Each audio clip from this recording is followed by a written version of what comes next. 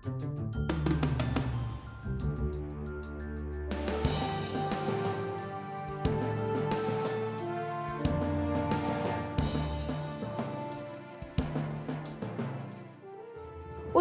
में कांग्रेस के 9 बागियों ने बगावत के दम पर खूब सुर्खियां बटोरी।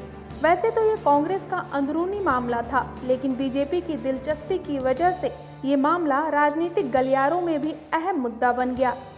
हरीश रावत सरकार को हिलाने में बागियों के साथ साथ बीजेपी साथ रही, इसमें कोई दो राय नहीं है, क्योंकि वक्त से पहले उत्तराखंड में केंद्र सरकार की तरफ से राष्ट्रपति शासन की सिफारिश करना इस बात का संकेत है कि बीजेपी इस सियासी खेल में अहम भूमिका निभा रही थी। कांग्रेस के घरेलू झगड़े का पूरा फायदा बीजेपी उठाने में कामयाब रही। राज्य में पार्टी को बिखरने से बचाने में सोनिया और राहुल गांधी भी नाकाम रहे। उत्तराखंड में पिछले कई दिनों से जो कुछ हुआ वो राजनीतिक लिहाज से ठीक नहीं था। उत्तराखंड में मचे सियासी बवाल ने कहीं न कहीं उत्तराखंड के वित्तीय ढांचे को भी प्रभावित किया है। उधर विपक्ष सुर में सुर लगा रहा है कि हरीश रावत इस सियासी संकट को टाल सकते थे, लेकिन उन्होंने ऐसा नहीं किया क्योंकि वो सत्ता के नशे में चूर थे। उन्होंने सरकार में उठ रही बगावत की आग और विद्रोह को हल्के में लिया। हरीश रावत चाहते तो ऐसे हालात पैदा नहीं होने देते, लेकिन उन्होंने सिर्फ और सिर्फ अपनी कुर्सी के मोह के चलते पार्टी को बिखरने दिया। जब से उत्तराखंड में सियासी बवाल मचा है, तब से विपक्ष हरीश रावत को नोक पर लिए हुए है। कुछ लोग सीएम हरीश रावत के अलावा राज्य को सियासी संकट में धकेलने का जिम्मेदार स्पीकर गोविंद सिंह कुंजवाल को भी मानते हैं। 18 मार्च को कांग्रेस के 9 विधायकों की बगावत के बाद विधानसभा अध्यक्ष की भूमिका पर सवाल उठता रहा। विपक्ष उन पर पक्षपात का आरोप लगाता रहा।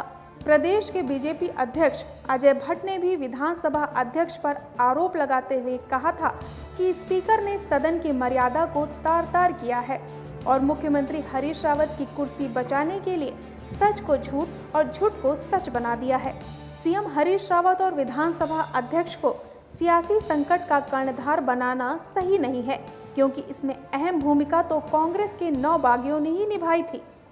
सारा कुछ उनका ही करा धरा था, यानी बागी भी संकट के लिए कम गुनहगार नहीं है। 9 बागियों की अपनी कुर्सी को मजबूत करने की अपनी ही डिमांड थी, जिन्हें हरीश रावत पूरा नहीं कर पाए। लिहाजा बागियों ने बगावत का रुख अपनाते हुए राज्य को सियासी संकट की तरफ धकेल दिया, जिससे उत्तराखंड का राजनीतिक सिस्टम अब तक उबर नहीं पाया है। फिलहाल कांग्रेस के बागी तो बीजेपी में शामिल होकर कांग्रेस को अलविदा बोल चुके हैं, लेकिन अगर सियासत की बात हो तो बागियों की सियासत तो बीजेपी में भी चलती रहेगी। इन सब में सबसे ज्यादा नुकसान उत्तराखंड को हुआ है। घरेलू अनबन के चलते 3-4 महीने में जो नुकसान देवभूमि को हुआ है, उसकी भरपाई शायद ही हो पाए। अब जब कांग्रेस के बागी विधायक बीजेपी में शामिल हो गए हैं, तब ये कहना गलत नहीं है कि वो अपनी बगावत छोड़ देंगे। हो सकता है बीजेपी में भी जब उनको मन मुताबिक पद या काम ना मिले, फिर वो बगावत के तान छेड़ दें।